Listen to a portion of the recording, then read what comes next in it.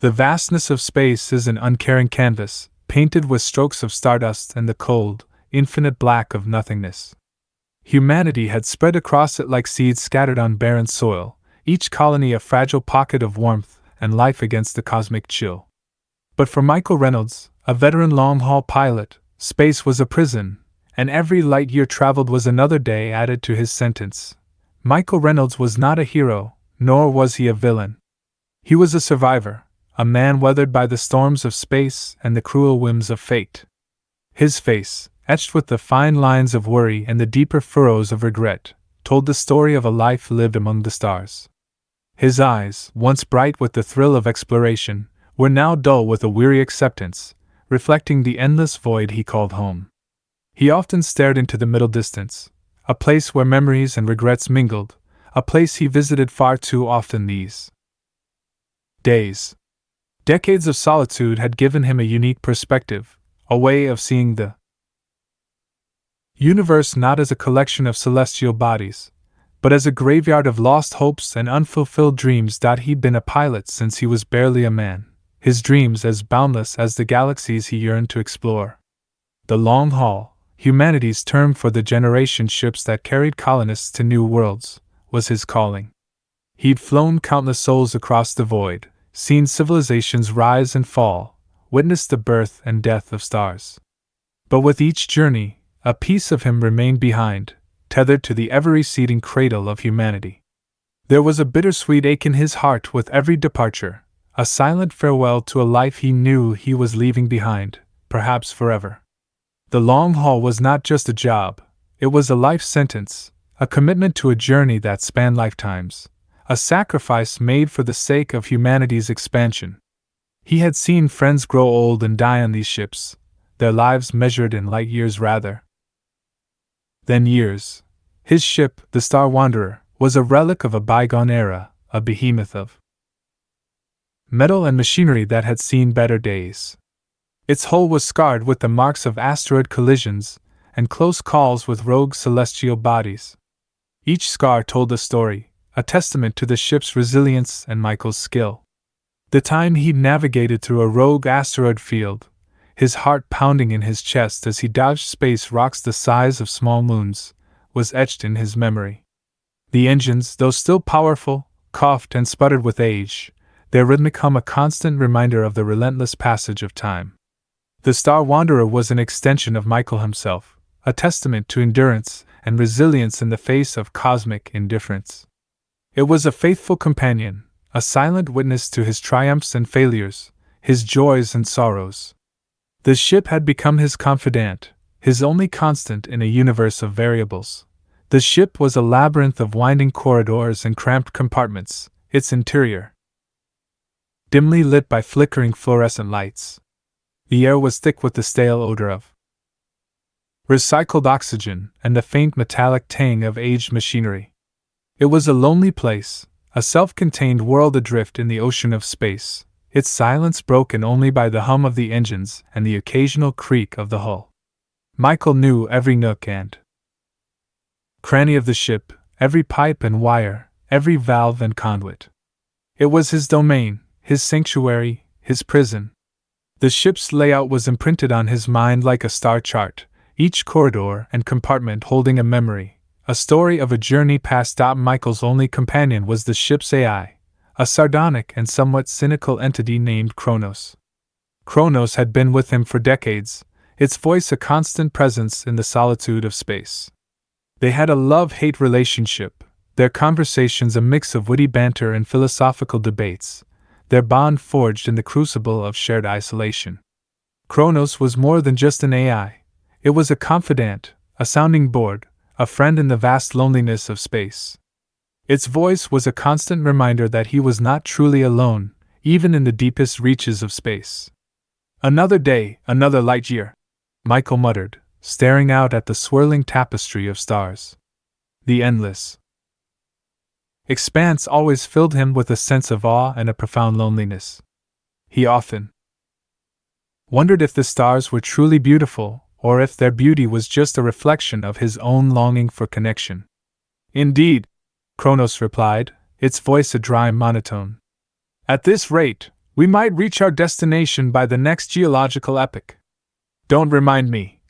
Michael sighed, running a hand through his thinning gray hair. I swear, this ship is held together by duct tape and sheer stubbornness. Mostly stubbornness, in your case, Chronos retorted. The ship, at least, has the decency to break down occasionally. A quality you seem to lack. Michael chuckled, a rare sound these days. You always did have a way with words, Chronos. Someone has to provide the wit around here, the AI said. It certainly isn't you. Their banter was a familiar comfort, a way to break the monotony of their long journey. It was a ritual as old as their partnership, a dance of words that kept them both sane in the face of infinity. Their conversations were a lifeline, a way to stay grounded in the face of the overwhelming vastness of space. Their destination, a newly colonized world on the far edge of explored space, was still years away. Years of recycled air, of protein-paced meals, of the same monotonous routine. Michael had lost count of the days, the weeks, the years. They all blurred together, an endless cycle of wakefulness and restless sleep, of star charts and engine diagnostics, of the same damn route, over and over. He sometimes felt like a ghost, trapped in a timeless loop, forever drifting through the void. The destination was not just a location, it was a symbol of hope, a promise of a new beginning, a light at the end of a very long tunnel. He had a purpose, a mission. He was carrying a cargo of colonists, their hopes and dreams nestled in the cryogenic pods in the ship's hold. They were humanity's future, their slumbering forms a testament to the enduring drive to reach for the stars. But Michael often felt like he was carrying his own coffin, each light year bringing him closer to his own demise. Further from the life he once knew. The weight of their slumbering hopes was a heavy burden, a constant reminder of the life he had left behind and the future he might never see. He was the shepherd of these sleeping souls, their dreams and aspirations. Entrusted to his care, he dreamed of Earth, a world he had only seen in faded simulations and ancient recordings. He yearned for the feel of real soil beneath his feet, the taste of fresh water, the warmth of a genuine sun on his skin. He remembered the vibrant colors of Earth, the lush green of forests, the deep blue of the oceans, the golden hues of sunsets. These memories were like precious jewels, locked away in the vault of his mind. But Earth was a distant memory, a paradise lost, a world he knew he would never see again. It was a cruel irony that he spent his life among the stars, yet longed for the very planet he had left behind. Earth was a mythical place, a legend whispered in the corridors of space, a world he could only visit in his dreams. The faces of his family haunted his dreams. His wife, Jennifer, her laughter like a forgotten melody. He remembered the way she used to smile at him, her eyes sparkling with love and mischief. He could almost feel the warmth of her hand in his, the softness of her hair against his cheek. His children, Michael Jr. and Amanda, their voices echoing in the empty corridors of his mind. He remembered teaching them how to walk, how to ride a bike, how to read the stars. These memories were both a comfort and a torment, a reminder of what he had lost and what he could never regain. He had left them behind, decades ago, chasing the siren call of the stars. He had told himself it was for them, for their future, but deep down, he knew it was for himself, for the insatiable hunger that gnawed at his soul. The truth was a bitter pill to swallow, a truth he had tried to bury deep within his heart. His family was a constellation of memories, a distant light that guided him through the darkness of space. Approaching Sector 74 Gamma, Chronos announced, breaking through Michael's reverie. Prepare for navigational adjustments. Sector 74 Gamma was a treacherous region of space, known for its unpredictable subspace currents and frequent radiation storms. It was a shortcut, a faster route to their destination, but it was also a gamble, a roll of the dice. In the cosmic casino, Michael had navigated this sector before, but each time it felt like tempting fate. Sector 74 Gamma was a cosmic Bermuda Triangle, a place where ships disappeared without a trace, a graveyard of shattered dreams and broken promises. Plot the course, Michael said, his voice devoid of emotion. Let's get this over with. As always, your optimism is a beacon in the darkness. Chronos deadpanned. There was a hint of concern in its voice, a subtle undercurrent of unease. Chronos's voice was a barometer of the ship's condition, its tone reflecting the ever-present danger of their journey. As they entered the sector, the Star Wanderer shuddered, its ancient frame groaning under the strain. The stars outside twisted and contorted, their familiar patterns dissolving into a chaotic swirl of light and color. It was like sailing into a cosmic storm, the ship tossed about by invisible forces. The ship's sensors went haywire, their readings fluctuating wildly. Red lights flashed. Alarms blared, and the ship vibrated violently. The ship was alive, groaning and protesting as it was subjected to the unnatural forces of subspace. Subspace currents are off the charts, Chronos reported, its voice laced with concern. We're being pulled in multiple directions at once. Can you compensate? Michael asked, his hands gripping the controls, his knuckles white. He felt a knot of fear tightening in his stomach, a feeling he hadn't experienced in years.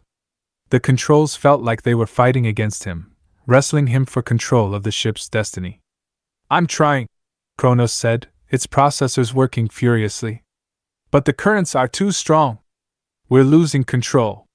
The ship was being tossed around like a leaf in a tempest, its inertia nullified by the unpredictable forces of subspace. Alarms blared, their shrill cries echoing through the corridors. The artificial gravity flickered, sending loose objects flying. Michael fought to maintain control, his body straining against the forces trying to tear him apart. It was a battle against the unknown, a struggle against the raw power of the universe. He was a lone sailor battling a cosmic maelstrom, his skill and experience pitted against the raw power of the cosmos. Suddenly, a blinding flash of light engulfed the ship. It was as if they had flown into the heart of a dying star. The ship's systems overloaded, sparks flying from the consoles. The engines sputtered and died, their hum replaced by an ominous silence. The ship was plunged into darkness, the only illumination coming from the flickering emergency lights. The light was blinding, a brief glimpse into the heart of creation, a reminder of the immense power that lay dormant in the fabric of space. What the hell was that? Michael gasped, his vision temporarily blinded. He felt disoriented, his ears ringing, his heart pounding in his chest. He felt like he had been reborn, stripped bare and vulnerable. Adrift in the chaotic aftermath of the energy surge.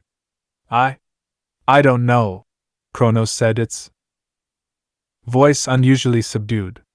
There was a note of uncertainty in its voice, a rare admission from the usually unflappable AI. My sensors are offline. I can't get a reading on anything. The ship was dead in the water, adrift in the chaotic currents of Sector 74 Gamma. They were lost, cut off from the rest of humanity, their fate hanging in the balance.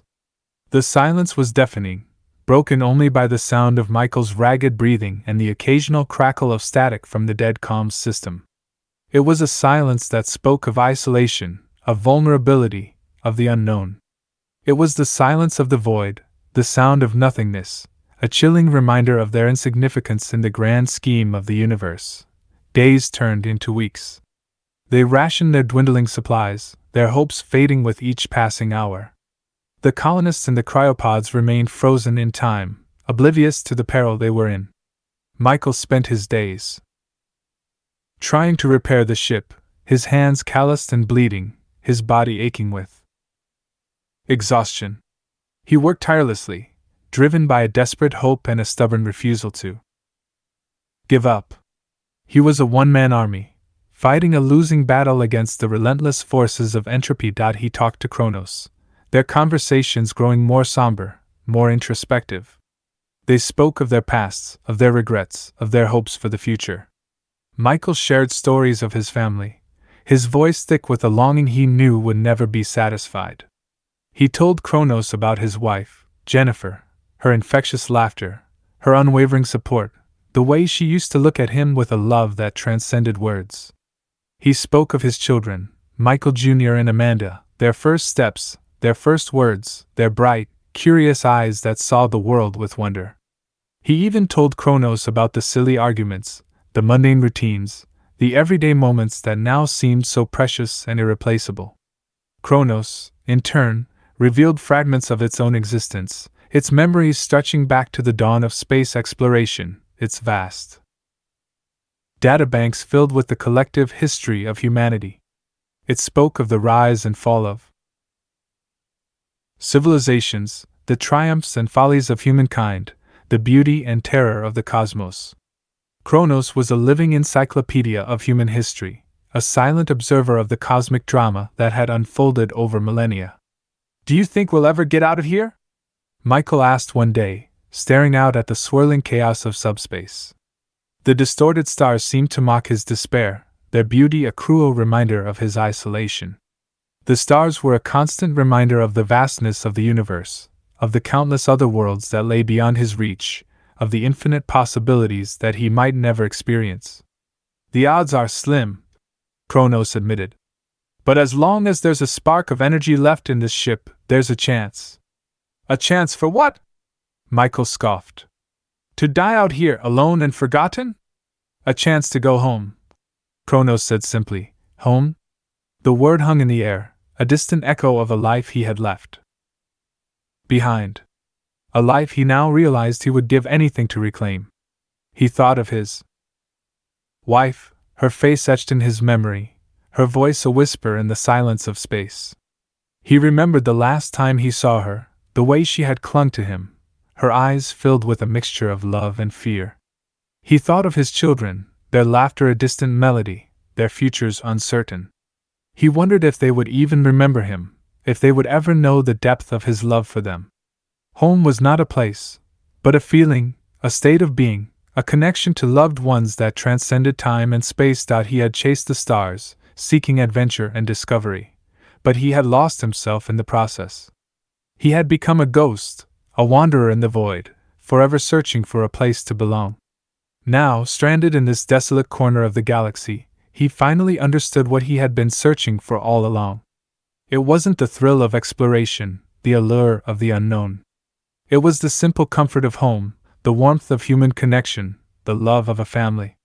It was the feeling of belonging, of being grounded, of being surrounded by people who cared about him. He had traded the tangible for the intangible, the real for the abstract, and in doing so, had lost sight of what truly mattered. One day, as Michael was working on the ship's damaged sensors, he detected a faint signal. It was weak, barely a whisper in the static, but it was there. A human signal. Hope flickered in his chest, a fragile spark in the darkness. It was like a lifeline thrown to a drowning man, a glimmer of light in the overwhelming darkness.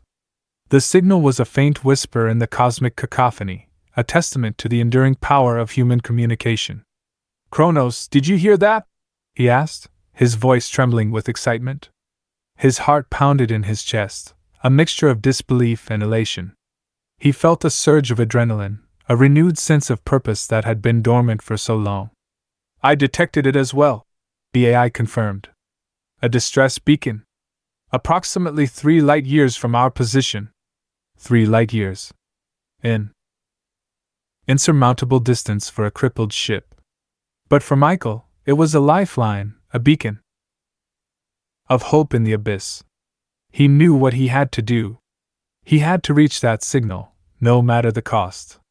It was a chance to prove that he was not just a survivor, but a rescuer, a savior, a bringer of hope in a desolate corner of the galaxy. He worked tirelessly, pushing his aging body to its limits. He cannibalized parts from other systems, jury-rigging repairs, coaxing the last vestiges of power from the dying ship. He was driven by a force he hadn't felt in decades, a sense of purpose, a reason to live. It was more than just survival. It was a chance at redemption, a chance to reclaim a part of himself that he thought was lost forever. He was a man reborn, his spirit renewed, his determination fueled by a desperate hope. "It's a long shot, Chronos," he said, his hands sparking with energy. But we have to try. Indeed, Chronos said, its voice filled with a newfound sense of determination. For what is a journey, if not the hope of a destination? With Chronos's help, Michael managed to restore minimal power to the engines. It was enough to propel the ship forward, at a snail's pace, towards the faint signal. The journey was arduous, fraught with peril. The ship groaned and protested with every light year, its systems threatening to fail at any moment. Michael nursed it along, his hands steady on the controls, his eyes fixed on the distant promise of rescue. He felt a renewed sense of connection with the Star Wanderer, as if the ship itself was fighting alongside him, its ancient heart beating in time with his own. The ship was his partner, his ally, his steed in this desperate race against time and space. They limped towards the signal, two lost souls drawn together by a thread of hope. It was a long shot, a desperate gamble, but it was their only chance. And as they journeyed, Michael felt a change within himself. The weariness that had clung to him for so long began to fade, replaced by a growing sense of anticipation. He was going home, not to Earth, but to something that felt just as precious, the possibility of human contact, the chance to reconnect with his own kind. He was no longer just a lonely wanderer in the void. He was a man with a purpose, a man on a mission. He was a beacon of hope, a testament to the enduring power of the human spirit. Finally, after what seemed like an eternity, they reached the source of the signal. It was a small transport ship, its hull badly damaged, its crew huddled inside, their faces gaunt with hunger and fear. They were alive, stranded but alive. Michael felt a surge of relief, a wave of emotion so powerful it almost brought him to his knees. It was a moment of profound connection, a reminder that even in the vastness of space, humanity was not alone. The encounter was brief but profound. Michael and the survivors exchanged stories, shared what little supplies they had, and marveled at the improbable nature of their meeting. For a moment, they were no longer alone, adrift in the vast emptiness of space. They were together, bound by a shared experience, united by the enduring power of human connection. In that shared moment of vulnerability and hope, they found a sense of belonging, a reminder that even in the darkest of times, humanity endures. It was a reminder that even in the face of cosmic indifference, human compassion and empathy could prevail. The transport ship had a functional comms system, and they were able to send out a call for help. A nearby colony responded, and within days a rescue ship arrived. As Michael watched the survivors board their vessel, a sense of peace settled over him. He had helped them, he had made a difference. He had found a purpose, not in the endless exploration of space, but in the simple act of helping others. He had rediscovered the meaning of compassion, the importance of empathy, the beauty of human solidarity. He had found his own way to make a mark on the universe, not through grand discoveries, but through simple acts of kindness. He chose to stay with the Star Wanderer, its battered hull a testament to his own resilience. He knew he could never truly go home, not to Earth, not to his family. But he had found a new home, a new purpose, among the stars. He would continue to fly, not as a lonely wanderer, but as a guardian, a protector of those who dared to venture into the unknown. He would be a beacon of hope, a symbol of resilience, a reminder that even in the vast loneliness of space, humanity is not alone. He would be the shepherd of the stars, guiding lost souls to safety, a guardian of the fragile flame of human existence. Heading back to the long haul, are we? Chronos asked, as Michael set a course for the nearest colony. Yeah, Michael said, a faint smile playing on his lips. Guess I'm not done flying just yet. I never thought I'd hear you say that. Chronos chuckled. You always were a stubborn one. Mostly stubbornness, Michael admitted, echoing Chronos' words from what seemed like a lifetime ago. But maybe, just maybe, there's a little bit of hope in there too. As the Star Wanderer limped back into the familiar routes of the long haul, Michael Reynolds looked out at the stars, not with weariness, but with a newfound sense of acceptance. He was still far from Earth, still separated from his family by an unbridgeable gulf of time and space. But he was no longer lost. He had found his own way home, a home built not of planets and memories, but of purpose and human connection, a sanctuary among the stars. And as he journeyed, he carried with him the hope of a new beginning, the promise of a future where even in the darkest of voids, the light of humanity would continue to shine. He was a testament to the enduring power of the human spirit, a reminder that even in the face of cosmic indifference, hope could still flourish.